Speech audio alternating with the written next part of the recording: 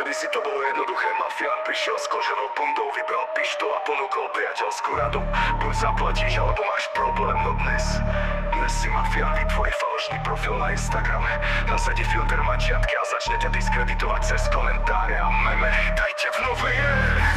Detská mafia, je zber informácií, ale ja súkromný Sherlock Holmes. Starí mafiáni sledovali pohyby obeti, fyzicky moderný mafián si nájde čas a nepočítaču, stalkuje sociálne siete a prechádza všetky tvoje verejné fotky od roku. Príde slz a potom príde na rad rodina, kamaráti, ex-partneri, všetko s cieľom nájsť najmenšiu trhlinu v tvojom živote. Techniky zberu informácií, stalking na sociálnych sieťach, vyhľadávanie všetkých zmien v tvojom profile, zistenie, kto je tvoj najlepší priateľ a kto ťa lajkuje najčastejšie virtuálne pasce. Falošné profily s lákavými príspevkami, aby si klikol a zanechal komentáre. Prieskum sledovanie tvojich aktivít na diskusných fórach a v komunitách. Skrytí informátori nepriamo kontaktujú tvojich známych pod zámienkou nevinného priateľstva.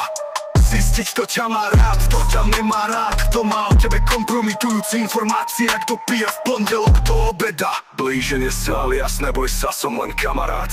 Zatiaľ čo klasický mafián ti poslal podozrivý balíček s výhražným listom, moderný mafián sa spriateli s tvojimi kamarátmi, pozvánky na grilovačku, spoločné fotky na Facebooku a hlavne dôvera postupne zisťuje rodinné tajomstvá a konflikty, ktoré by mohli byť užitočné v budúcnosti.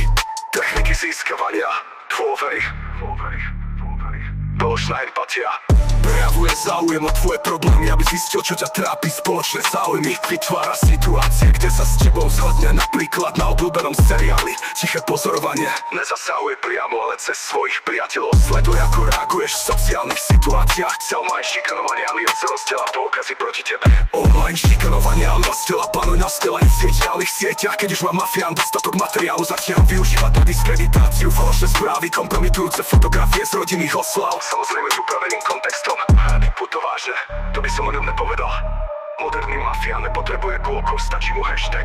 Techniky kyberšikany, dezinformačné kampane, vytváranie falošných príbehov s cieľom pošpiniť tvoje meno.